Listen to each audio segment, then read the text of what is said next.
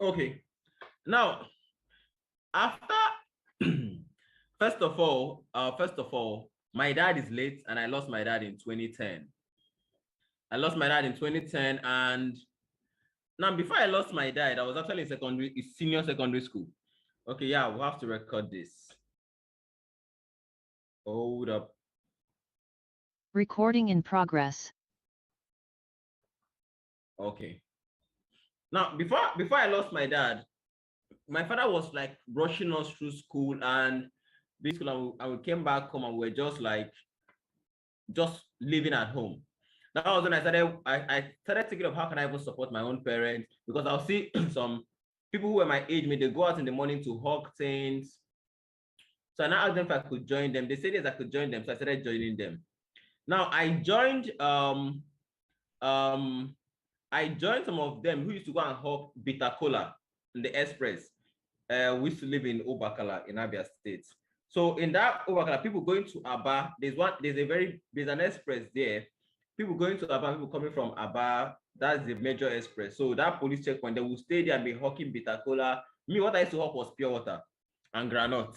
So that's whenever I'm traveling by road and I saw people running to cars to come and hawk this, sometimes I just used to dash them money because I've been there before. So I was hawking all these pure water and granola. Some people hawking bitter cola. Some days I'll carry one bag of pure water with that transparent rubber. I will not finish that one bag of pure water because sometimes people will not buy it. It will now get warm and everything to lose the coolness or something.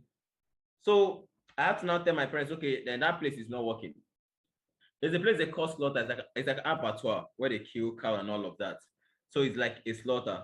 They call it slaughter in Abia States. So I said, okay, let me be going there to sell that. I knew somebody who was selling granite there. He was used to finish his own every day. I was like, okay, let me follow him. So I started following that guy. So I will go to that place and I will sell the pure water and granite and everything. So that place was a bit better than Express because I was selling everything. This, by the way, this was when my father was still alive, but in 2010. So my father is somebody that my father had a business in Kaduna during the Sharia war. I think it was 1999 or 2000. They burnt down my father built the house in Kaduna. He built the house. They burnt down the house, killed his junior sister, my auntie Ada. I saw them cut off her head in my presence there. They did not kill. I think she went to fight with them. That was why they cut off her head, because they did not kill children and women. That was how my life was spent. If I don't kill me, sis. So but I watched them kill her and everything. So after we ran for our life, my father abandoned everything in the north. He was an architect and everything. So he abandoned everything there in Kaduna and we came back to the east. So it was difficult for me. He had a company, he had staff, they had burned down everything. Him and the partner he had a company with took over everything. It was difficult for him to just continue life. He couldn't go and work for somebody. I have never seen my father wake up in the morning and carry bag around that he's going to work for somebody. My mom kept saying it, just go and get the job. My father would say he was still looking for how to just kick off. So he couldn't start from the scratch. He was able to just make one quick money and boom, everything was started up. But he did not want to work for anybody. I've never seen any of my parents stand up to go and work for anybody any morning. We're always at home in the morning. So my father did not like the idea, so he went to go and take it. He went to Zan and said, okay, let he get my father was good with math. He was one that taught me mathematics. He said, let you get a lesson where you'll be teaching people how to do math, where we're teaching students how to do math. And there was a school close to our house. He went to meet the principal. They said, okay, but he's not going to work in the schools after school lesson and everything. So he started working there. He couldn't even do that for 1 month. He was just looking for any opportunity. He went into politics. He won councillorship, I think. I don't know what happened again. Politics messed him up. He left politics. He came back. He was just trying to make everything that would just make him make a lot of money at once. He did not want to start from the scratch again. So he then towards that 2010, we started hearing one thing about a pendulum, this pendulum inside a clock. It was raining, that was golden color. The pendulum inside the clock, it was raining everywhere, it's golden color and everything, that you can sell it for millions and everything. I don't know if you're here, if you remember when that was raining. That pendulum that goes left and right in those olden days big clock. Now you know what I'm talking about. There was a time it was raining that it was the new gold, and once you get it, you will blow. Something like that. It was just raining everywhere. My father, I remember he used to have two in the village. He traveled to the village, he gathered the thing. I don't know if he went to go and meet all of our village members. and packed all the whole pen because he came back home after about 2 weeks to our house. It's like a rice bag full of all that whole thing. And I said he was going to Port Harcourt. So he packed everything. That was beginning of February of 2010. He packed everything and boom, he left.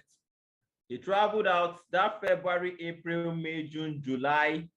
We were only talking to him on phone once in a while when he would call my mom. He was always that money is coming. Now, in fact, that once he come back, he's coming back with Ghana must go of money that God has.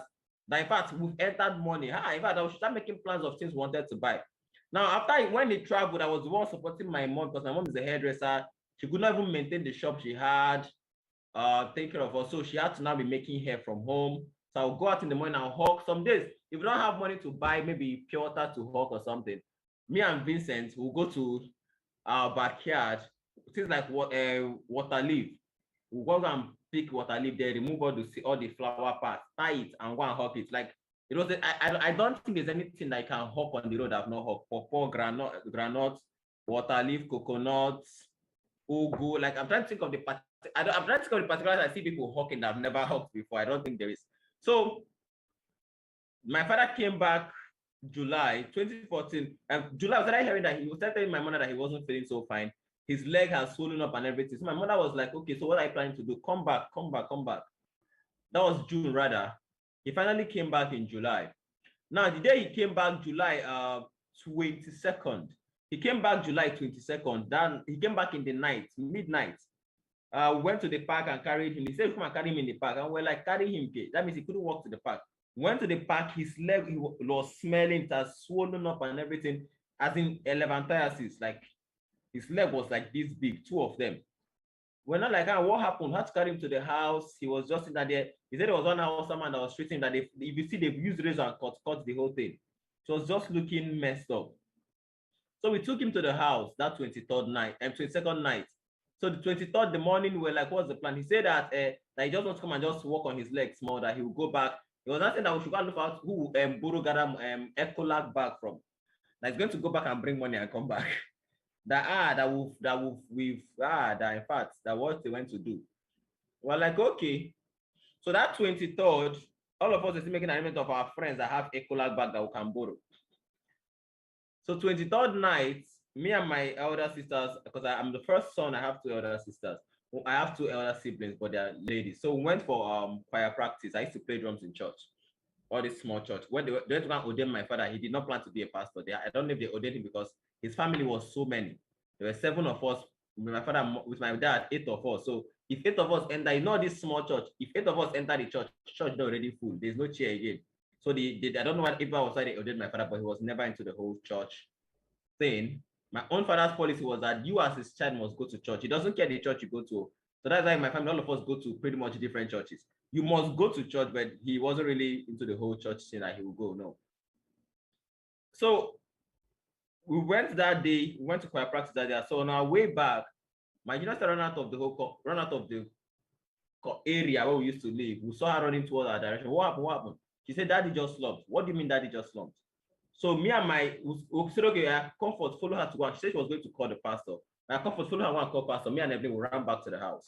So when we got back to the house, I'm sorry, I know I'm going into all these small details so that you see when I do something, sometimes you wonder where this thing is coming from. I'm trying to pass through all these small unnecessary details. That has nothing to do with you or nothing to do with our business. Just stay with me. So we went back home that day and all the neighbors were already gathered. My mom was crying. They already sat him up. He was breathing. He was talking. He kept saying that there's nothing wrong with him. Everybody should just say there's nothing wrong with him. Well, like he just slumped. We were just talking and he just slumped and you're saying there's nothing wrong with you. So everybody was then suggesting the kind of medicine we'll buy just to give him for that night. And nobody was really particular about taking him to the hospital because I don't know, because there was no money. Nobody was even talking about that, but we're just suggesting the kind of medicine to get. So they now told me the medicine to buy. I went out that night to get the medicine and to buy a candle. I was running out. I did not even go out with I could remember I couldn't look for slippers. I just ran out barefooted. I went at it. It was getting late. So all the shops were closed. I went to the very far place. I was running to and fro to get a candle and that drug that came in there. After I bought the and I came back, he said he should drink it. They forced it to his mouth. He drank the whole thing. Pastor was there. They prayed. After the pastor prayed, and I said, okay, then in the morning we'll make plans on how to get into the hospital. After the pastor left, after a couple of while, I was just now with him, just talking with him. I was holding his hand, just telling him that, don't worry, that was on a Thursday. I was telling him that the next day, which is Friday, he's going to follow us to night vigil, that in fact, it's going to be fine and everything. I was talking to him, he was responding, he was like, no problem, no problem. He kept answering. At some point, he just stopped answering. After he stopped answering, I was still talking, he stopped answering. So everybody was there. I was like, I was talking to him. So one man who was there, he just called me and said, Samuel, come. I followed him outside. I don't know when he went to go and tell my mom. My mom just started shouting. I think he told my mom that he had gone or something. I was talking with him. I never know he was there. So he took me outside. They locked the door. I could not believe it because it was funny to me. I'm like, what do you mean he's dead? I just went and slept off that night. I was like, I beg, everybody should just leave me alone. I went and slept off that night. I woke up in the morning and realized everybody in our house, people were crying. They locked the parlor because he was still there. They say he had passed on. Wow. So after that, before my father died, I was the kind of person that I don't know if I should use the word wayward. I would just do anything anyhow. I don't care because my father is somebody that I've never seen somebody as, honestly, I've never seen a human being as intelligent as my father in the whole of this world. Somebody as calculated and intelligent as he is, I've never. Somebody who could speak, I mean, I've never. So I was doing anything and I was depending on anything bad as a bad, I want to call my father. So after he died, there was nobody else to call. And we're owing the landlord a lot. The landlord came to the house after about 2 days after he died. They said they were going to take him to the mortuary. And before my father died, he kept telling that my uncle, that my family friend, we call him Uncle Imo, that was there. He kept telling him that none of his child to go and live with his brother. He kept saying it. Nobody knew why he was saying it. He kept saying to my dad that none of us should go and live with any of his brother. That none of I mean, when he was still there struggling, he kept saying it with his mouth. But after he died that morning, his brother came in from different states. His brothers came in. They looked at the whole thing. They said, okay, we have to take him to the mortuary close to my village. So they packed him that night. We left that night because he stayed almost the whole day. They packed him from that place to the mortuary close to my village. That was when my life opened, that my real life has started. After we took him to the mortuary, my uncle said we should follow him. Well, like my dad said, no, but we should not follow any of them. So we followed my mom and went back to the place. So my dad was still in the mortuary. The next day, after we put in the mortuary, we told our grandmom, she was crying. The next day, after just about 3 days after I lost him, we had to eat food because nobody was coming to talk about how people eating, nothing. We had to eat food. So I had to go back into selling my pure water and granola in slaughter and everything. I still had a feeling that my father was still somewhere until the landlord sent some people to come and remove the roof in our house. Because when our brothers came, he came and told them that we're owing, they said, okay, they will send him money. They did not send him money. He now sent some people to come and remove the roof in our house. And that day rain fell and damaged everything in the house. So that day, we only removed our last one, Emmanuel. I told my mom all of us stay in that place. The rain was falling. We said we were not living here because of our things that we stayed there. The rain and everything happened. That was when my real eyes opened. That was when I realized, man, your father is not coming anytime to rescue you guys. Because I was thinking maybe they were pranking us, that he would just come out and be like, boom. That was what I was feeling. That was when it dawned on me that this man is not coming out anytime soon, like he's gone. I got angry. I almost fought with the people who were trying to remove the roof. I brought out and I said, I'm going to kill them here. I was so little. I was just a little child. This was meant. They were just laughing. I was like, I did everything, but nothing happened. That was when I decided, okay. After my father's burial, I went to stay with my uncles. Now, living with my uncles, I was just being tossed around and everything. This one will hold me small. This one will throw me to this one. Because I was a very hardworking person. So they liked the So anyone who had a project, one of my uncles had, it was a electrical engineer that do all this. So they used to submit bid, government will approve. Sometimes they give them big bid. He will tell this other one to send Samuel. I'll go and work with him. We'll solve maths to get his bidding and everything. We'll be doing the maths percentage of this one. I was doing all those things. If he finished with me, he'll throw me back to this other one. So they were just throwing me around. Now the only thing they had on me was that every time they'll promise you that they'll train me in school. So that was how I agreed. So I went back, by the way, I went back to senior secondary school again, did SS1, SS3, wrote my WAEC at the senior and federal government college, Enugu, as an art student. I didn't want to be an art student. So I never bothered checking that because I was already angry. So when there was the time I was told back to our last born, and I told him about everything, and I said, okay, no, that since I want to be a science student, he's going to make me be a science student. Now I had to go back to secondary school again. So that was why if you hear me say I've spent 9 years in senior secondary school, that is the reason. I've gone to SS3, 3 different times, once as a science student, second one as an art student, the third time as a science student, okay? So I went back to secondary school again. That was when I went to, that was when in Abuja, the junior secondary school in Abuja, federal, forgotten the name. Federal Government College. Is it Federal Government College? In Dusseldorf. So I went to that school and I finished my work again. Now I woke up one day and I looked at the people that I finished secondary school with the second time, not even the first time. If I go to Facebook, I'll see them posting how they are now in third year, second year, finishing school, and I'm just going out of secondary school. I was not even feeling bad. I'll be celebrating like, wow, nice one, nice one. I mean, I talk about matriculation, all those kind of things. I don't know what that means. So after I left school again, I wrote the jam. I scored about I think I scored about 250 something. But what I wrote, what my uncle said I should pick was medicine. And I did not want to be a medical doctor. So I picked medicine. So, and I picked UNN. So UNN said for you to study medicine, you need to have at least 280 cutoff mark. So I could not go for that medicine post UME. He said he will go do anything that I should study medicine, even if he has to pay in a private school. So I went to Madonna University, LLA. I wrote my post UME in Madonna Okija, so I got the admission in Madonna LLA to study medicine. So I went there. My uncle just paid a couple of some of the money. I had not paid everything. We never paid school fees. I don't know what he paid, but it's just small thing he paid. I think it's only clearance or something. So I was in school for about 6 months. They kept telling us those that just started, I did not finish paying. How can you just start school on that credit that you never started at all and everything? So I had to be. The school was just messing us up, tossing us left and right. I just woke up one day and by God's divine orchestration, I picked the book Rich Dad Poor Dad in school that day. It was the day I picked the book. It was a new book. Somebody just bought the book. There was no name on that book. And I like reading anyway, so I just started going through the book. And I read that book, Rich Dad Poor Dad, because there was no name in it, else I had to read that book. After that day, I read that book. It was like God just, it was like a puzzle. God just picked a missing puzzle and put it inside of me. After I read that book, Rich Dad Poor Dad, I was like, what? Because the only reason I agreed to go and study, the only reason I agreed to go to school and study that medicine was because I told my mom was like, but you don't want to be a medical doctor. I said, yes, but don't worry, since you're the one paying school fees, let me just go and study medicine. If I finish, I'll go and start training myself in school again to go and study engineering. That was what I told my mom. So when I read that book, I realized that if I'm just in school to make money, then there's no need, because that book told me that because you're going to school is the reason why you don't even have the money, kind of money you're looking for. That was the day I just called my uncle, I called my parents, I told everybody, and I told them, you know what, I think I'm done with school. I'm done. So when I told them my uncle who had me in school, I was expecting to say, why? What's that supposed to mean? So when I told him, I'm like, uncle, I think I want to leave school. I'm just done with school. He was like, hey, I was like, yes. He said, okay, no problem. I was like, okay. That means he did not even have plans to continue. Even himself, he said, not tired. Even the school fees alone, because school fees was about 350,000 naira.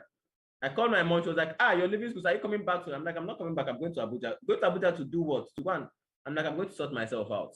And that was how I entered the city of Abuja. Going to the city of Abuja, I'm used to being alone because I've been to body school a lot. So I normally take care of myself. I'm used to just being in charge, making decisions for myself. I'm not used to somebody telling me what to do or anything. My father, the way he trained us, you have to just be intelligent on your own. Nobody needs to advise you. So being that way, I live with this security guy in the city of Abuja. After I had to just leave my uncles and everything, I told them I'm done. I went to stay with this security guy. I got a job where they happiness printer where they upload materials and everything. I got a job as a call center rep. I lost the job. I lost the job towards the ending of 2018. Now, people who were part of our department after I lost the job, her name was Veronica. I think she should be in this meeting right now. She used to be my boss Vivian's friend. They also went to Madonna University.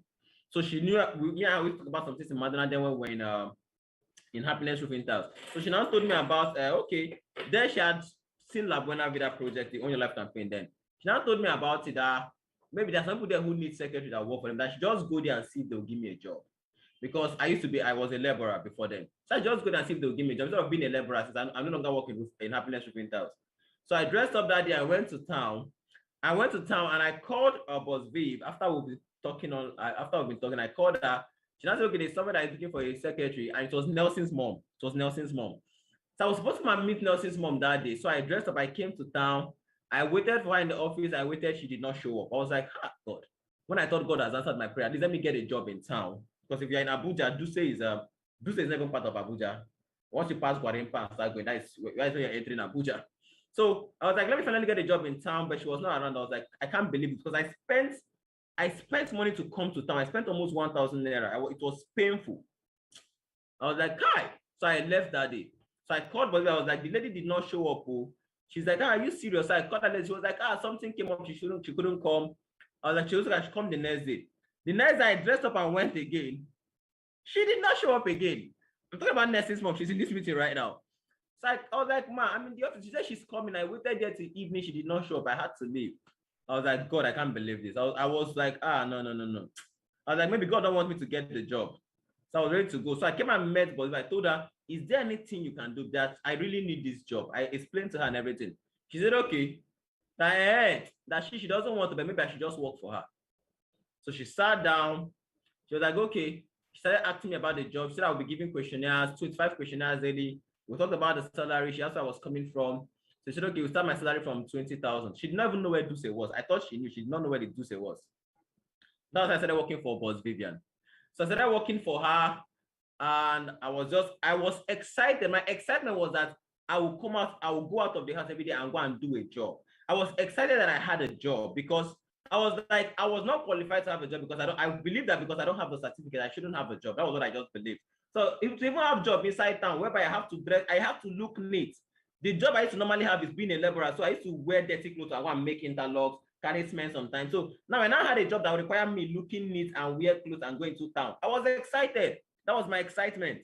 So that was 2018, towards the end of 2018. So I started working for her. Now, while I was working for her, honestly, I did not even know what the business was. I did not know it was multi-level marketing, nothing. She said my job was to give out questionnaires. My only excitement was that I had a job. So she said I was supposed to give out 25 questionnaires daily. The first day I went out, I gave out 38 questionnaires. So she came back, she said, how many did you give? I'm like, I did not even count. When I counted to 38, she was like, wow, that's very good. She said, I hope you're not going to start giving it all this back. I was like, no. I was just excited giving the questionnaires when I was giving it up because I was like, man, I now had a job. Somebody's going to pay me for this. The only way I use my energy and I make money. So I was excited. So I had the job. I was like, oh, I'm going to do this the best possible way. By the way, anything I want to do, if I'm not going to do the best, I don't even get involved. So I was doing all of this. I was doing this. Until one day, because I'm supposed to close by 5. So once I close by 5, I'll just pack my things and go. And presentation there used to be 5 o'clock. So I never used to see presentation. Until one day, somebody launched a car. I forgot who launched a car in Shalom Plaza. I was like, wow, is it this place to buy? I didn't know what we're doing, but somebody bought car with it. I'm like, wow, nice. So one day she now said, I'm supposed to be staying. So if I book people, I'm supposed to stay when they attempt it. So I'll know those I will follow up on. I don't even know what follow up was. I was like, okay. So that I sat down for presentation. I was at the back there. And as God may have it, it was Ambassador Nefo that presented that day in Suite 5, Shalom Plaza, 5 p.m. on a Thursday.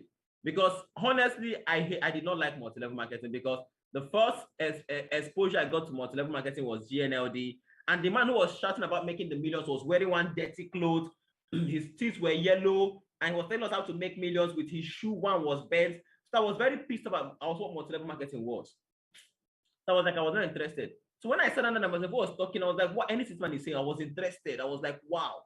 And by the way, before then, he had told me I did not need money, I needed knowledge. So I somehow did not even like him small because the man said I don't need money, I need knowledge. So I still had my own resentment for him. So after he was talking that day, I was like, wait, is this what we're doing here? I was like, you mean this is what we're doing here? I could not believe it. I was like, oh my goodness. I told my leader, I'm ready.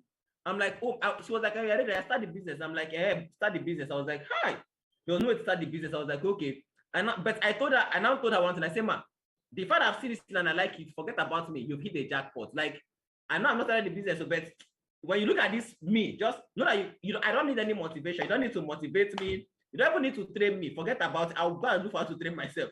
You don't even need to do anything. The fact I have decided I want to do this thing, just go and look for where it will match you the most. Just go and place me there. Don't put anybody on, forget about anything. Just consider that you've hit a jackpot. Just forget about it. That was what I told her then.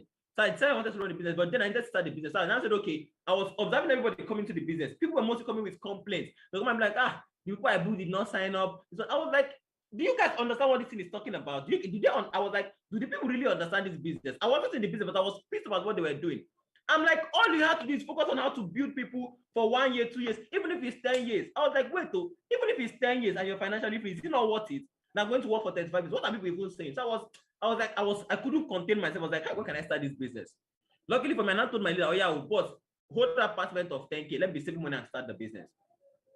I was doing everything to start the business. Went for the retreat in 2018 December. I went as a secretary. I wasn't part of the business. I started out for the retreat. January retreat, I now started for the retreat. After January retreat, I was like, man, I must start this business. And once I start, I'm going to leave Abuja. Because I was telling them that every time I tell them I want to go and present, they'll say, present what? They'll tell me to sit down first. I will tell them I want to go and do QSG. If they say, there's nobody to do QSG, I will rush and carry laptop. Give me laptop. I wanted to be doing this thing because I was telling them I can do it. I can do it. Now, they did not want me to do it because I did not look like it. Because if you look at me, I once heard somebody say, you want to go talk? Who you think? I don't think anybody will listen to you. I once heard somebody say that. Yes. So I was like, I know I can do this thing. Just allow me do it. So nobody wanted me to do it. So I was not like, man, I had to leave Abuja, because if I'm in Abuja, the little light I feel I have will not be appreciated. But if I go into a place where nobody knows me, by the time I'm presenting, there's nobody else better to present. You say, oh yeah, come and present for us. So I said, okay, I wanted to leave Abuja. And I heard Mr. Fake talking about going to Warri once. I said, I beg, where again will get way house? They're talking about Warri is a good. I'm like, man, let's go. I want to go to Warri. So I said, okay, going to Warri, how do we get to Warri? Mr. Fake said that he's even planning to run an event in Warri. I'm like, you plan to run an event in Warri? That means we have to go to Warri. If we have to go to Warri, that means I have to be with you, Warri. I'm sorry, please hold on one sec.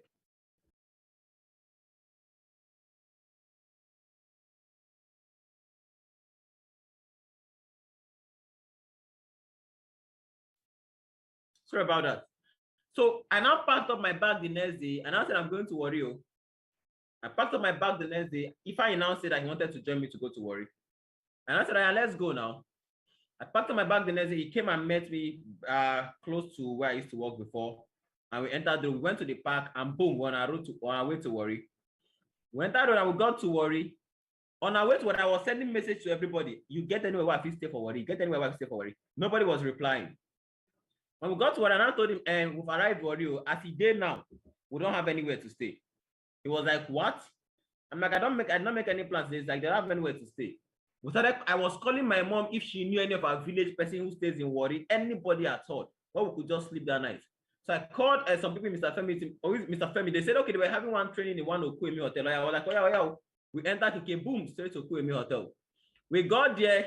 They were now introducing us as some of the partners who just came from Abuja that were coming to do something great in Warri. As for people that came from Abuja, in my mind, I was like, oh, Diego. I was waiting for them to finish first. Let me tell them that I don't have anywhere to stay. They were introducing us as people that came from Abuja. As per say, even our Abuja partners are here. After they finished the hotel, I now told them, please, as it stands now, I don't have anywhere to stay in this Warri. They're like, what do you mean you don't have anywhere to stay? They were like, okay, this is a hotel. You can book any hotel. The first we had the money. I'm like, I'm going to be honest, I don't have even money to pay for any hotel right now. I just need a place to sleep for this night. Everybody was looking at me like, I don't understand. There was a man, Mr. Martins. I'm never going to forget Mr. Martins. Mr. Martins was like, people just came away. We don't have anywhere to stay. It's like, wow. I like this kind of tenacity. The man went to go and pay for Charles Davis Lodge. He went to go and pay for 2 nights. He went to go and pay for hotel for us for 2 nights. And that 2 nights he paid for us, we now went out the next day to give question, me and Ifeanyi. Before then, Water was already with Mr. Femi. We met Mr. Water. We now said, I beg. He said, was a couple. We said, if you come sleep for your house, just until we'll just get the place, just for 2 weeks. The guy now said, okay, we can come and stay in his house. With Mr. Fem, we went there. That was the house I stayed until I got that building that we were renovating, now completed building I was now relocated to, that was just how my accommodation was set out in Warri. Now, staying in Warri, the first event was coming. We did everything, planned everything. We launched and we had the event, and we did everything. Nothing was happening. Now, before we got everything on ground, I was going out every day to give questionnaire. I did not have a laptop. I did not have there was no laptop. The only thing I had was booklets and questionnaires. That was the only thing I came to Warri with. So I would go out to give out my questionnaire with my booklet in my bag. So as I'm giving out the questionnaire and somebody mistakenly tell me, but what is this all about? I will immediately sit down and break down the questionnaire for you. I'll use booklet and run presentation for you and do everything. If you mistakenly ask as if you are interested, you have I will do everything to get you started, but I did not get any sign up from it. So I started doing that. Then one day, we now had that one big event.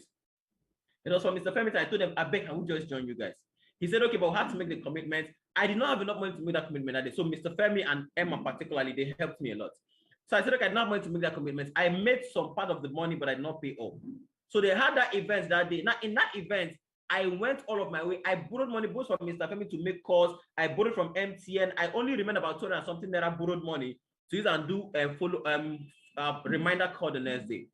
So I did all of that. I booked everything. I did everything. I was able to book about 100 and something persons. So I did that booking that day. I had exhausted everything in me as a human being, my energy, my finance, I was finished. Me and if I had to walk from airport that day to PTI Road, that was where we stayed. So we follow Soko Estate. Some days we're following, if we're going home, we'll drive through Emma's place and collect food. So Emma was like our food plug. Yeah, Emma was like our food plug. She saved us a lot with the food part. So we'll go home that day. If we're coming out in the morning, we'll trek from there. We'll also follow there. She will give us some food. That was how we're surviving. So that day, I did everything out of my way. I booked everything. I was like, if I don't get signed up from this one, I'm finished. Nothing else can happen. Like, sign up has to come out of this. We did that event that day. Mr. Femi ran the event. I was excited. Out of that event, we got about 12 or 11 payments or so. Out of that 11 payments, 6 were mine. Out of that payment that day, I couldn't believe it. I'm prior to then, I don't normally get instant payment presentation. I normally get my payment from follow up and follow up. I don't used to get instant payment. I don't even used to bother. Once finished, I don't used to bother. I was just going to check who were attendance list and I'll follow up. I don't even used to care. I don't used to even expect them to pay instantly. I don't even used to care. My next is follow up and follow through. As God may have it, that day I got 6 instant payments from that questionnaire activity I was doing. Since that day up till today, I have never had any reason to give a questionnaire again. Since that day up to today. So when I even got to give a questionnaire, I just to teach people how to do it. I've never had any reason because from that little activity that day up to today, there are over 10,000 persons that said duplicate into my team. So that's what I want to share with you. From that little activity that day, from that whole struggle, going through all those things. Now, remember the house, after me and Nipa rented that uncompleted building that we were renovating, there was no bed to put in the house. The rent they said was 100,000. We only paid them about 30-something thousand because that was the whole money we had. If I borrowed 10,000 from his brother, I had 20-something K. I had 20K and I borrowed money 5K from my mom. I carried 35K and I gave them. That was how we paid them that day. So we told them let's just enter the house. We now went to collect a ladder. It was not even. There's this black ladder the security guy used to keep outside that he used to put on the ground and spray things like corn or something. We begged him, we collected and we kept on the floor. That's what we're sleeping on for good 2 months. We're sleeping on that until we buy one small phone, until we bought one small phone rather. So we're sleeping on that thing every single day. I was trying to make all of this thing happen. It was difficult. I started with nothing. So I said we don't even need anything to start. You don't need a laptop. You don't even need a good working phone. You don't even need a father, because I know start with a father. You don't even need a business card. Because up to this day, I don't even have a business card. Even if you are interested, I give my phone number. If you call me on phone. Not that I don't even have a business card up to today. So you don't even I'm telling me I don't have a laptop. I don't have it. You make the best out of everything you have at a particular time. At a particular time, the first big event I ever had, big announcement for somebody, that it was in Noye's team, because Noye was part of the 6 people who joined me that first day. And it was from that activity that first day that I got, Noye is my power leg today. It was from that activity of that 6 payments that day, since that day up to today. Now, Noye joined my business and she was the only one who was willing to do anything. She was a banker. I now thought I have to leave that banking industry. You have to quit, because what I want to do, I have a vision for us to do this, do that. And she believed in me. And when I was saying this, and I had nothing. See, I used to come and do training for some of my teammates. After training, they went to go and buy, 2 of them called me, Noya and one woman called me by each other and said, Mr. Samuel, please, that shirt you're wearing, don't ever wear that shirt again. And I did not have singlets. I could not spare out money to buy singlets. How would I go and spare 500 and buy singlets? I could not believe that I would use that money and buy airtime instead. Man, I'm blessed enough to go and buy a packet of singlets 3-in-1 and came and gave me. A partner that joined my business that I'm trying to help become a millionaire had to go and buy a packet of singlets and she gave it to me. I went to Noye's sister's twin to run a big announcement, the first big event. That night I had to pray. I called my leader. I was like, boss, do you have any shoe you are not using? Do you have any shoe or anything? He was like, you know, went to go and take one fine shoe and packet 2 fine shoes and they will build it to me. I was like, because I did not, I only one black shoe that the under was chopping. I could not spare money for shoe. I called my boss, Vivian, can boss spare any shoe? He sent me 2 shoes. He didn't give me that shoe. I wore the shoe. It had this green design. It was a leather shoe. You know that the shoe is very expensive. Very nice that shoe. I packaged the shoe very well. I went and I ran this big announcement the first day. When I ran that big announcement, I went with transport to go, and I made no understand I don't have transport to that. If people have to sign up from this one, no. And I come in, I'm like, ma, here's what I want to go and do. I told them I'm very scared in this class. She's like, don't worry, just there's nothing that is a walk in the park. Just go there. She just gave me a bit of a motivation. I went there that day. I ran this big event. The lady suffered and put 20-something people inside her parlor. I stood there. I presented. I did everything. Nobody signed up. There was no transport for me to leave her house. I finished the presentation around 4 o'clock. I sat down there. I was just there doing something like that. They were like, Mr. Sam, thanks for the presentation. No problem. I told them, don't worry, just do follow. People will sign up. She's like, no problem. She was like, no problem. I did not have transport to leave her house. So they come and tell me, okay, thank you. They were telling me thank you for the presentation. I knew they were telling me because you're not going to go to your house. So 7, I was still in their house. I was calling, no, I don't have transport to leave here. Can you help me just sort out 1K? So like, okay, she's trying to borrow money to send to me. I said, I'll call your half. I said, don't worry, she's coming. So 7, I see they there. I don't know. I think she now called us and just told that. I don't know what she told us. So we're just there, gisting. I don't have transport to leave her house. And I was in Ughelli. One lady now, that free person now walked in, who was living close to her. Now said, okay, now please, and that can she still get that mastermind slot that she wants to make a payment of 5,000 naira cash? I was like, God. When she find out 5,000, I was like, okay, no problem, I can get it. Maybe I took money from there, I took my transport. Maybe I got back, I replaced it from the money when I sent. That was how I got transport to live there that day. So you can't wait for everything to look good because you're trying to be a diamond. I have to tell people something. Why do you have to wait? Hold on.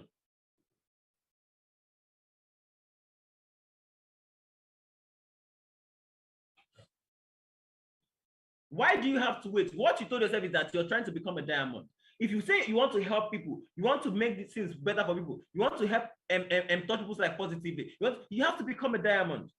So what pained me the most, if you see all these things that I've been through, all these things, if you hear my life, if you hear my story, where I am today does not look like where I've been before. If you knew me as of 4 years ago, if you knew someone 4 years ago and see where I am today, there is no connection to these two parts. In fact, I told somebody yesterday, let me tell you what I used to look like. Just enter the street, go to anywhere they are building. Don't go and pick up one of these boys who are doing the laborer work. Ask the person, I live with your father or mother? The person will say no. Do you have a bank account? No. Do you have anything, anywhere to save any money? No. How much do you have to your name now? If the person says 5,000 naira, the person is higher than me. Look for somebody who said that the whole money I have to my name right now is about 1,000 naira. Pick up that person and tell the person, you can become a millionaire in 2 years. That is my story. Just pick up that person and be like, do you know I can become a millionaire in 2 years? If the person says it's not possible, then let the person know that is just my story. From absolutely nothing. That's why I used to tell people, if you don't believe in that thing they call divine blessing, I am the only reason you need to believe that there's such thing called divine blessing. Because some persons here right now listen to me, you've done more work than I did when I started, but you don't have the kind of results. See, that day I went for that big event that I did that big announcement and nobody signed up. I went to him, I was telling God, what? I was like, God, have I not tried? Because I normally don't pray and come and be, I normally just do praise and I speak in tongues. That's how I pray. But that I was telling God, what did I do? I'm not messing up now. I'm not trying to rob. I'm not going into Yahoo, which is what most of my age mates are going into. I'm not trying to be disrespectful to people. I'm trying to do this the best. I'm trying to even learn the skills. I'm also trying to work hard. I don't even take alcohol. I don't smoke. What can I just do? I'm following the system. What did I do? Like I was pained that day. I was like, what did I go? What is it? But God knew that now some of you are not ready for the blessing. Because when the blessings start coming, you will not be able to contain it. When the blessings start coming, you would not be able to contain it. That day I cried. I was like, have I not tried? And the way devil works, he will make you look as if those who are not doing things that even look legal in the eyes of the society are now succeeding more than you. Because I'll see some boys who are talking about GB the way now. They were telling me we need picker, we need this one and that. I'll be seeing them post all this thing. I'll see them living large, going and having fun, drinking, doing all this thing, living as if they are living the best life. I'm like, me that is not trying to do this part. God, what have I? I was like, what have I done actually? And the way God did it, see, in everything I went through, having to, that is why I don't think anything actually break me right now. Because God told me, Samuel, you're trying to be a diamond, right? You have to go through pressure. If you study diamond, you know that for a diamond to be made, it is made under thorough, intense pressure. It is a compounded pressure that makes it become a diamond. We cannot get to where diamonds, we cannot mine to where diamonds. The only thing that brings up diamonds, what we're going to start digging around to get them out, are volcanic eruptions. We can't dig to where diamonds are made. It is impossible. For now, we don't have such technology. It is made under intense pressure.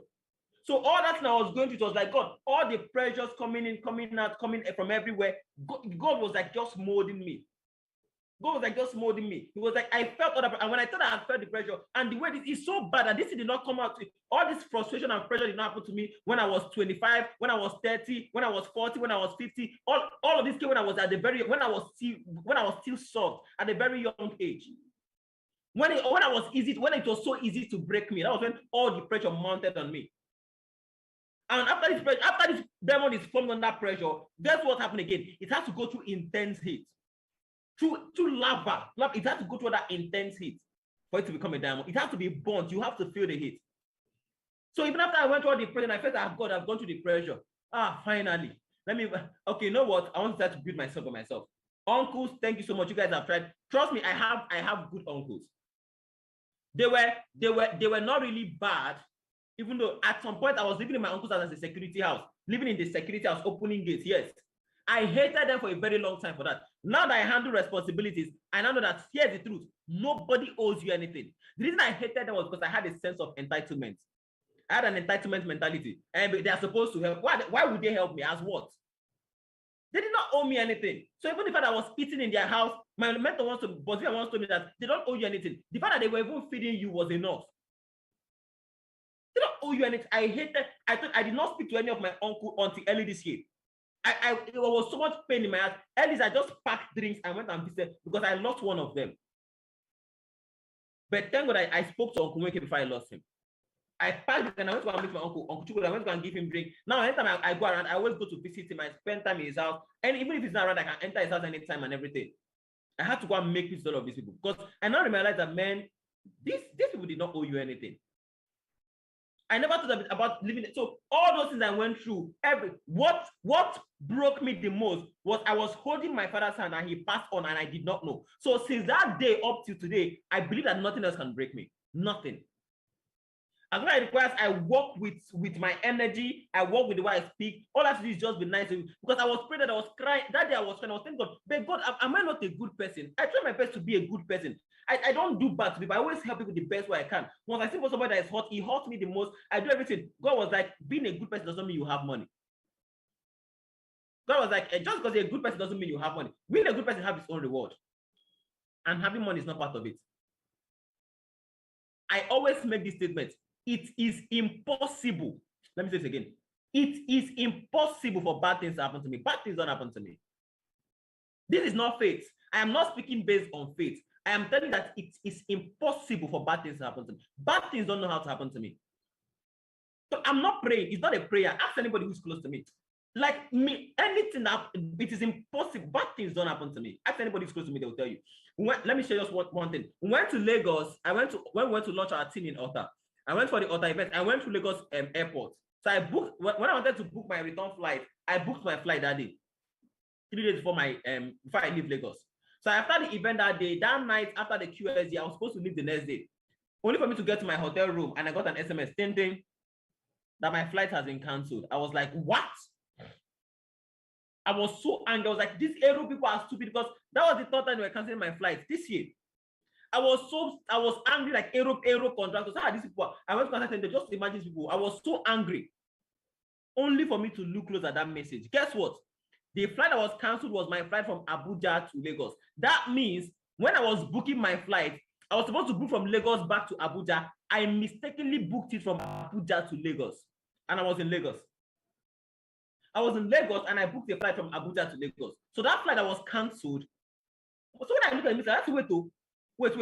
So that means I booked this flight from Abuja to Lagos. And I did not know.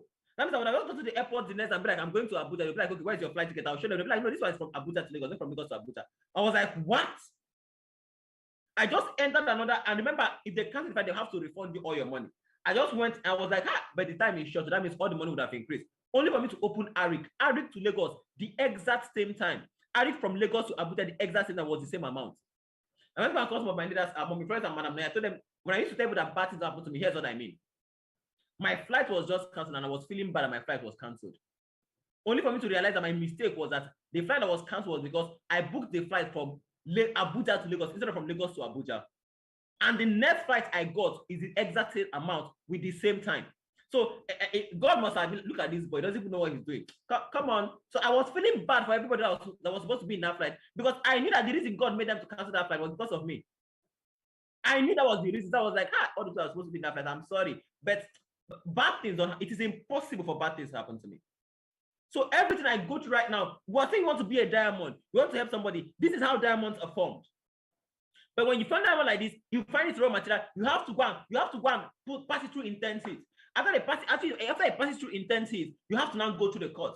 Because when I felt I had gone through the pressure, and God was like, "Are you ready for the? Are you through with the pressure?" I was like, "Ah, God, I'm through with it." God was like, "You know what? Turn up the heat." I went through all the heat, sleeping on computer building, trekking, being insulted, everything. I'll give you someone question, and the person just come on, get out of my sight. You know, come carry this thing, come up for it. It has happened to me before. And when I felt okay, I'm finally through. God was not like, "Are you ready for the courts?" It's when you go through the intense pressure, the intense heat, and you go through the courts, that's when you become a diamond. But for those who know diamonds here, once you become a diamond, it is impossible for you to break. It is impossible for you to be broken again. When you get a diamond, see, when they know diamond, just pick diamond. You don't even start looking at it, pick it, drop it out, hit, boom. If it doesn't break, it's a diamond. If you have something in your hand and you're not sure if it's a diamond, carry it and use hammer, keep it on the floor, hit it. If it breaks, it's not a diamond. If it's a diamond, it is the ground, it is your ties, the cement, whatever you put, that is the thing that will break. The diamond will break. Because once they pass through that intense pressure, that intense heat, and it goes through the cuts, you cannot break it anymore. And that is what everybody's looking for. So God told me, if you want to help the world, you want to be the best, you want to leave a legacy, you want to do it the right way, you have to become a diamond. So you have to handle the pressure. You have to go through the pressure. You have to go through the heat. You have to have the cuts. Because that is the path you chose. Because that is the path you chose. So there's some part of my story that I've never even shared. Because a lot of things has happened in my life. I face trouble in the wrong table. I walk into anything. I mean, I don't care. I care enough, let it not be a danger. So I wouldn't want to hold a transformer and be like, I don't care. No. But as long as it's not a danger, it's something I have to fear, I walk into anything. I would walk into it. Because that was how I was trained. So why don't you outlast the pain to inspire somebody else? Because in all that thing I went through, it took me 11 months in this business to start making over $1 million. 3rd of April, when I went back to Abuja in November 2019, I was making about 500K. And I said, look at this, he's already making about 500K. Give him in the next 2 years, he'll start making over $1 million. I was like, boss, I reject it though. He was like, what? I said, boss, I don't need 2 years, I need 5 months. He was like, wow, he said 5 months. I'm like, I would like, if I make 500K now, by as of November 2019, how will I need 2 years? I'm like, no. I even told him, just give me before January. January, February, March, April, boom. March, rather. The month of March, boom. I sent to my leader, boss, I just made over $1 million this month. And since then, I never made below $1 million. Since then, up to today, I've never made below $1 million. I was showing some of my leaders something yesterday. What's today? Today is 4th of November. Today is 4th of November. In the past 4 days, in the past 3 days of November from this business, I made about 400K. As of 1st to 3rd already, I made about 400K. So imagine all the struggle I went through. Imagine If God has kept, imagine if I had quit at any part in the struggle, what would I have done? Probably go back to being a laborer, or go and to finish my school and get a good certificate to get a good job. Outlast your pain. One of my mentors once said that the only story you can share in this life that will worth your time is your own story. You can go ahead and share another story. Share the only story you ever share that is worth your time. I'm trying my best not to get emotional about it, because every time I share my story, you always make me cry. But I'm trying not to make that happen this morning. The only story you can ever share that will be worth your time is your own story. So accept the pain. I'm not saying that the pain will not be there. Accept it is part of your growth process. I have to go through, the pressure will mount on you and everything will come on you at the same time. On the road to success, everything, I mean, it will fall on you, literally, like it will weigh down on you. I see people who are my age who don't even handle their responsibilities. I think if you know the kind of responsibility I have attached to my name, you never want to be me for one day. If I align my responsibility just for one, if I say just be me for 1 month, you can't handle it. You can't. I am telling you the honest truth. People who are saying, you're making something like that, you cannot handle it.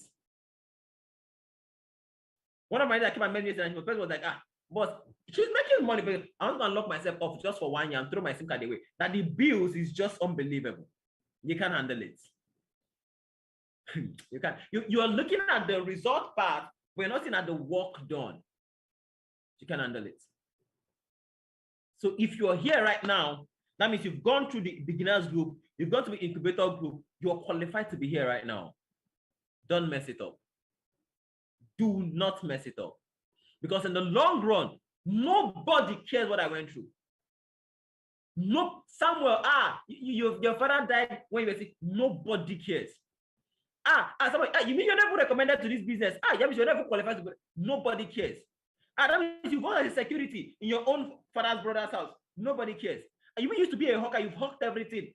When I say I've hawked everything, every single thing, pure water, granite, pawpaw, cucumber, carrot, whatever you can possibly think of that people sell on it. I did not sell it, I hawked it. That means I have to carry it around and go and sell around. Oh my goodness. Nobody cares. You were living in a non-computer building, are you serious? Nobody cares. So if people acting towards a leader, somebody who was an imagine that someone who was not showing up in the business again was telling one of the leaders, and can you imagine? People did not even see me, people were not calling me. I was like, thank God the person is not my meet. I was like, person, you are very stupid. You're not calling me. When next man start calling you as an emerging leader, I will checking up here. I will call my leader who is rooted in the business, even I'm calling emerging. And I will be calling you. How are you now? Nobody cares that much, because everybody's facing their own different go through. What you're going through right now may be worse than what I'm saying so far. So as I'm saying, you're thinking that this I don't know what I'm going through. That is your own go through. What I'm saying right now, for some of you, you're like, I don't think my own has been this bad. It is your own. Everybody's go through is different, but everybody have their own go through. What you're going through is your own go through. So go through it. It may not be money related, it may not be activity related, but it is your own go through. Then go through it, devour it, win it, outlast the pain. I always tell my leaders, outlast the pain. The pain will still come. Up to today, ask Ambassador Nefo. If Ambassador Nefo logs into this meeting today, if he comes to speak anytime, ask him, sir, do you still have a part where you go through the pain? Ask him today. Ask Ambassador Mike, ask Jeff, ask Elliot Moss. Up till today, there is still a winter for them.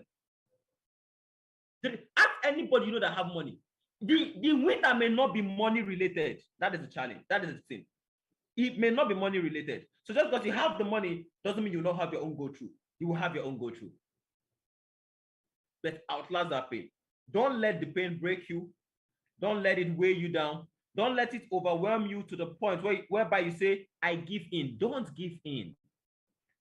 Don't give in. Don't let the pain break you so much to the point where you say, I give up, I give in, Don't let that happen to you. Don't be the one. Hear the story of people who gave in. Don't just be the one. I have this mindset of whatever it takes. Don't just be the one that will say that it was so painful. I did everything. I heard someone who said that I have been that who for 1 year and 4 months, this boy was doing activity every single day without a single sign up. Guess what he did? He made sure that he was good. He launched out. When he go and sign up from the city where he launched out, he was saying to you, see that post, I just got a sign up. I was like, I called him, I was like, I sent him money. I was like, I told him, wait, for 1 year and 4 months, you were every single day doing your activity. For 1 year and 4 months, no single sign up, and you were still showing up. I'm like, whoa, I know I have my own story, but that story is going to be deeper than mine. I was like, that story is going to be deeper than mine. Now, that is his own go through. When he started making $1 million, become a millionaire, we start celebrating him. Nobody will remember that for that 1 year that he was struggling every day, spending more money, buying questionnaire, putting in more money than he's making. Nobody saw that part. Nobody saw it. Nobody cared. But he's trying to become a diamond. You have to go through the pressure. You want to become a diamond, you have to go through the hits. You want to become a diamond, you have to get the cuts. And the way the cuts come, it doesn't come once in a while. All of them hit you at the same time. The way the devil will arrange, it will make it look as if the devil is working on you. No. God is allowing that to mount you, to cook you, so you become unbreakable. Your headache, fever, malaria, cough, all of them will hit you one day. They will not come one after the other. You have headache, fever, malaria, your child will be sick, your only leader who you are working with, who you're masterminding with the business, we quit the business. The only one sign up you've not got to after 5 months, you finally got one sign up, come and knock your door, like, please, I want my money back because I'm bringing police to you. And you've already done the encoding, and you did the encoding, you place it in the wrong way, so you have to go and even get this in. And you ask, okay, the person who placed on that to get his name and password, I've lost this, I need to go and pay when I get his name. All these things will hit you in one day. They will not come one after the other. That is the pressure that comes with being a diamond. So ask yourself, first of all, tell yourself, do I want to be a diamond? Ask, if your answer is yes, I want to be a diamond, then what does it take to be a diamond?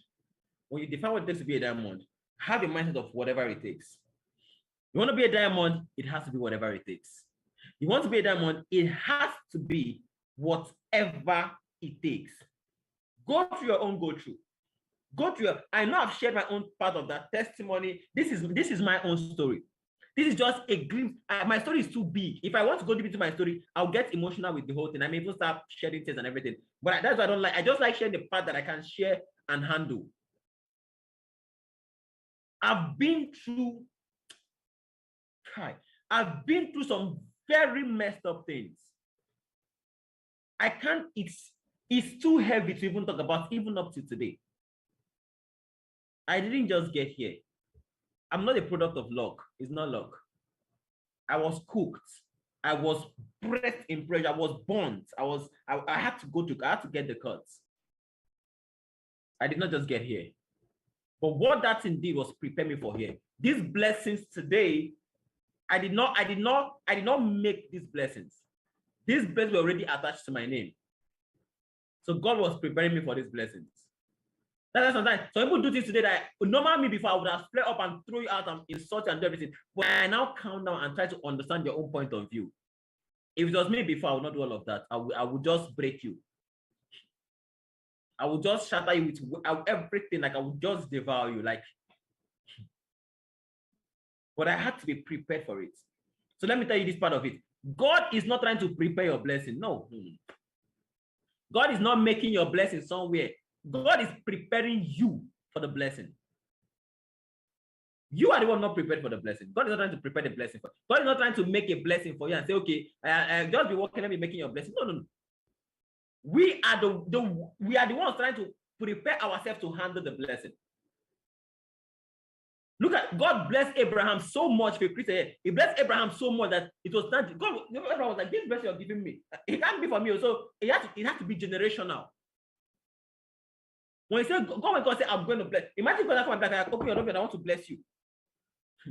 It's not like somebody say, I have an ocean, I want to give you water. You now bring a cup. You now bring a cup and you bring one bucket and I put the water for you. Come on now. So the blessing is not being prepared. The ocean of blessing is just there. It is you're being prepared for you to carry your own load and want to take as much as you want.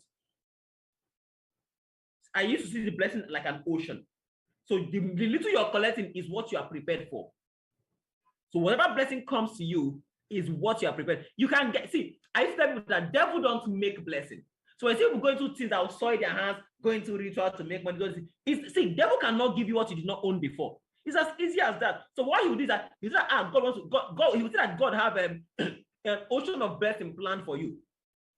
He knows that with the way you are going, because he doesn't even know what God has for you. So, but he knows that the way you're going, that the reason God, you know that the way you're going, the thing God are passing you through, your blessings like an ocean. He will now bring a cup of water to you and be like, see, would you agree I give you this cup of water and take away all this your struggle? You must be like, yeah, I bet just give me the cup of water. I don't want to go through a struggle. Once he give you the cup of water, once the cup of water finished, you don't have any blessing again. You will do everything you can do in the rest of your life. You don't have anything come to you again. Why? Because you've sold what you can get for just a cup of water. You sold an ocean for a cup of water because you could not handle the pressure of getting to the ocean. So God is not preparing your blessing. He's actually preparing us for the blessing one that he was supposed to get. So can you outlast the pain until you get your blessing? Can you just outlast that pain? It is difficult. It is not easy at all. But that is why you're called a diamond. That is why you're being celebrated. That's why you enter that people clap for you that child. This was the one that did it. That's why you enter with you. I am nothing. Up to today, I sit on the floor and I eat.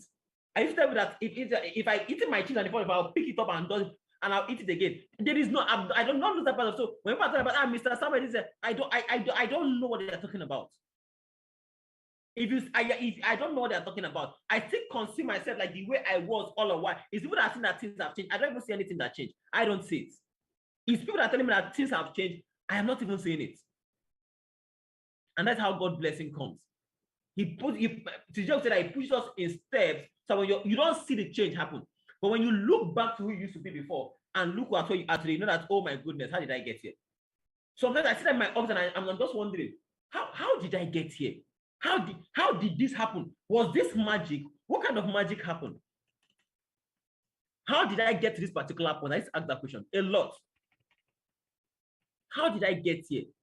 How did this change happen? How did this growth happen? I was not in control of this. I only did the part I had to do. I don't know how this happened. That is why I can knock my ask me, how do you, there is no, I can only tell you what I did, but there's no blueprint that once you do this, you get this. I don't know. Maybe I was ready for the blessing. And you know it is God's blessing when it doesn't add sorrow. People say that money cannot buy happiness. My own kind of money can buy happiness. My own kind of money. When you say money cannot buy happiness, because of the way you made the money. When you make money the right way, trust me, it will buy. I don't know about you, but my own kind of money buys me happiness. My own kind of money buys me happiness. I always try my best just to see if I can always see. I'm going to put something there. I always try my best just to have, because before every time I remember what I suffered to start this business, I always like to have about 50K cash always with me. I just have it. Just have 50K cash. Because every time I look at the money, I'm like, man, I just have 50K in my pocket. I could not afford to start this business 88 days. But even if I walk into anyone, it's a 50K emergency, I don't need my ATM card. I don't need to open my mobile app. If I walk into anyone and for example, let me imagine it was a kind of big business. I don't need my ATM card. It's not like, okay, just I don't need my ATM my ATM goes on bigger errands. I don't need my ATM card for all of that. It has become a habit. So my own kind of money buy happiness. Why? Because the blessing of God added no sorrow. The blessing of God added no sorrow. So if your own money is not buying you happiness, don't look at how you made the money. If you think that because you have money, you're going through pressure, the pressure goes to those who also don't have money. The reason God is giving you, to whom more is given, more is required. So the reason you're going through that pressure because more is being given to you. So more is required of you. That's why you're going through more pressure. So it's not as if the money brought a sadness. You know, my own kind of money brings me happiness. Because I spend my money, I spend my money the way I want to spend my money. I use my own, I use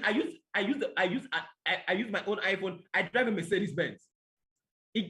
Trust me, trust me now. Whenever I'm driving that, I used to hold one hand. I just cruise around. You can't, people who get their blessing from doing illegal things and doing ritual cannot be showing off that the devil cannot bless you more than God can bless you. It's not possible now. It's not possible. I use my Mercedes to go for evangelism whenever I'm in Abuja to my church. And that's when I'm going to buy my Ferrari, it will be open roof. I will wind it down. We used to go for evangelism. It's not only devil that bless people and buy Ferrari for them. My own kind of blessing buys happiness. My own kind of money buys happiness. So if your own don't buy happiness, it is the start looking at how did you make the money? That's why you start looking at how did I make that money? So ladies and gentlemen, because about time I have to shut down here. But I've just shared a bit of my story. A bit of my story. That was how I got to know about Buena Vida. Yes, I was a laborer if I started Buena Vida Project. You're correct about that. I was actually a laborer. That was the only way I was making money if I started Buena Vida Project. Yes, I worked as a secretary if I joined the business. Yes, I did all of that. But why I was focused on what of things that have happened in my past and my future cannot, there is nothing to connect them at all. My shift if it was a straight line, the line was cut somewhere. My past and my future cannot connect. One bit. There is no connection between both. You cannot compare it. There is no connection. Because when you look at my past, you're like, no, this can't be the person. This cannot be the person. I was broken too much. This cannot be the person. I sit down right now and I sit down and I try to make this enter my head. I try to relax. I try to agree myself because sometimes I remember that I'm messed up a bit. I say this sometimes. I'm messed, and I agree sometimes that I'm messed up a bit. Sometimes it's painful. I just feel this pain of all these things that have happened in the past. But what I have right now, what when I see the future, I know that no. But sometimes it's painful. Sometimes it's painful. I wish my dad was still around. He was too good to just die that way. I wish my dad was. What he wanted for us as his children was too good. But here's the funny thing: if my father had not passed on, I wouldn't be here today. Because I would, if I had, see, let me tell you one thing: if I had mistakenly entered university when my father was around, the way I was behaving, I would have been, because I hate people bullying me. I hate people bullying me. And I'm very sure I would have been a cultist. And the kind of cultist I would have been is not the kind of cultist that they are there and they are scared. I would be the type that go and execute people. Like, I know even they feel them. I was too wayward for that. My own mistake last said I'll call my father. That was just my own last result. I would have been that kind of person. But because of all that pressure I went through, all that part of me died. It died instantly. So when I remember all this kind of stuff, like it's heavy. It weighs me, and I'm like, I just pray. I just start listening to motivation. I have to listen to a lot of motivation to remove something out of my head. You can't connect my past and my future. There is no comparison. There is no way to like, and this was what changed me. Nothing connects the both of them. I am a product of divine blessing. I am the definition of what you call divine blessing, but I had to do the work. I had to live through my own pressure. I have to go through my own go through. Go through your own go through. Make the best out of the business you just started. Become the best presenter in your team. Become the best closer. Become the best questionnaire giver. Become the best. Become the one that anytime they say you are the one presenting, everybody will be like, hey, the guys are calling that even that people that have died from the grave, come and attend the presentation. No? You know who's presenting? Come and sit down. Everybody wants Ambassador Nefo to be under him. Why not become the Ambassador Nefo? I always tell my partners this: if I tell you to count the 5 people you like to sponsor in this business, and you want them to be under you, and you count 1 to 5, and your name is not there, you are not the person you need to become yet. If you ask somebody, imagine who people that you want to be under you. The first person I want under me is me. I am not Ambassador Nefo, not Ambassador Mike. People that are way above me in skill and everything. No, trust me, these are way above me in skill and everything. But I've looked at my passion. I'm like, oh man, I can't jeopardize the kind of passion I have for anybody else. Even though they are better than me, mentors. I'm telling you, my own mentors. If you tell me to count, the first one like, I want me under me first, and then I want Ambassador for some. I want 1 me first, then 4 15 Ambassador for under me. But it had to be me first, because I'm like, I'll tell myself I will not be the power leg. That is how I see myself. So if you're counting and your name is not there, you have not become the diamond you need to become yet. So ladies and gentlemen, I hope my story will somehow motivate some persons here today to go and to outlast the pain. I hope my story will somehow motivate you to outlast it. I need you to outlast the pain. I need you to. There is pain. I'm not downplaying that fast, but I need you. Don't let the pain overweigh you. Don't let it get you so down whereby you begin to lose yourself. Outlast the pain. In fact, go to comment and write, I will outlast the pain. I will outlast the pain. I like what Madam Joy did there. Right? I will outlast the pain. I need you to outlast the pain. I need you so bad to outlast the pain. Someone said the patient does not eat the fattest bone. No. What I said was outlast the pain. The patient dog eat the fattest bone was written by one rich man that wanted people to see before. The patient's dog does not eat the fattest bone. Build something that will last. If you have to build it patiently, yes. But be fast while building it. So if you're supposed to give 10 questions, don't say, okay, let me be giving 1 a day. Because I want to be a patient dog. Give 200 a day. Know what you're being patient on. Be patient on the right thing. The patient does not eat the fattest bone. The patient does not die. Says, okay. Say, I will outlast the pain. The idea is that be patient enough when you are outlasting the pain. But when you're doing the activity, don't go and be patient and be doing the activity.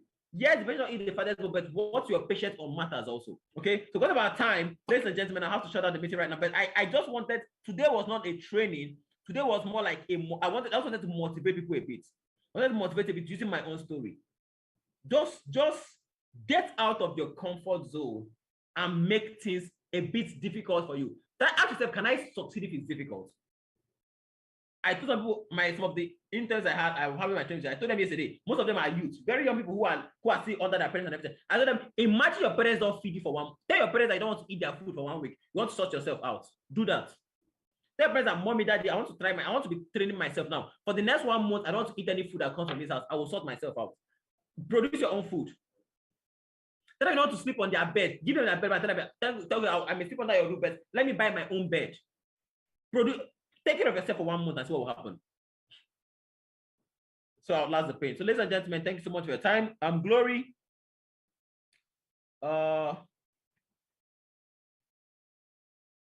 Okay. I'll have to shut down the meeting right now. I'm trying to get from my mastermind if there's any announcement to be made. Okay. So, ladies and gentlemen, I have to shut down the meeting here. I believe I've been able to help you. Okay, yes, my boss is here. My boss is here. I believe I've been able to help everybody. We're going to have our mastermind give us a bit of information that will shut down the meeting right about. After my mastermind speak, that will shut down the meeting, okay? So thanks so much, everyone. I hope you've got value. Outlast the pain, outlast the pain. Start making plans to start share. So anything you go through, go and write it down. It's going to be part of my story. Anything you go through, go and write it down, part of your story. Anything you go and write it down. Because today, I just do things. I just do things without sentiment. I am too principle-based that if you stay there, you may think I'm too harsh, I'm too mean. Because it was what brought me here, I'm not going to jeopardize that for anything. Okay, so ladies and gentlemen, I have my elite mastermind here, my mentor's mentor, and thank you so much, boss, for the opportunity to share my experience, share my own story today. And thanks so much for believing in me, and thanks so much for mentoring my own mentor that mentored me. I don't think I can say this enough. I used to say before they are now 3, but before they were 2. There were only 2 human beings on earth that once I enter somewhere and I see that you are fighting, I will not ask what the problem is. I will first of all pick button and break another person's head that is fighting against you. And after I come and start asking the head, what's the problem? Why are we fighting? And that person is apart from my mom then and one other person. The other person I could do that for is my boss Vivian. If I enter somewhere and they are fighting and she's fighting with somebody, I will not ask what the problem is. I'll first of all break the person's head. After I start asking the head, why are we even fighting? Even if he's at fault, I don't even care. That is how much I care about this particular person. Okay. Then imagine the person who mentored her. And I got a lot of mentorship directly from Ambassador Nefo, and I'm very grateful for that. So, ladies and gentlemen, without further ado, help me welcome my mentor's mentor and our own elite mastermind, Ambassador Obianefo Esimaya. Help me welcome him on the comment section, please. He's not an ordinary person to me. He's not an ordinary. These are people that God used to shape my life. These are people that God used to solve that puzzle of Samuel. These are people that God used to put in places to direct me to the right direction. Okay, so I respect this man so much, and I am so grateful that God used him to get me where I am today. So, ladies and gentlemen, please help me go to the comment section and welcome once more our own elite mastermind, Ambassador Obianefo Esimaya. Boss, you're welcome. Good morning, everybody. Super one, Samuel. You've hit the nail on the head. You keep doing that all the time. A word is enough for the wise. Some of us would like to also speak like this. Some of us would also like to share our experiences. Don't worry, there's always time for everything. Grow to a place of leadership. The truth of the matter is that all of us have stories that can move a people. There are some people that my story will not touch because I went to school. I finished with a 2-1. So whatever I say, no matter how bad things got to me at any particular time, they'll say, after all, you finish school, you have the experience. But such people, Samuel's story will reach them. There are some people Samuel's story will not reach, or your own story will reach them. But the only time we'll have a story is if we're willing to go through the fire. That's the only time we'll have a story of triumph. Now, there's a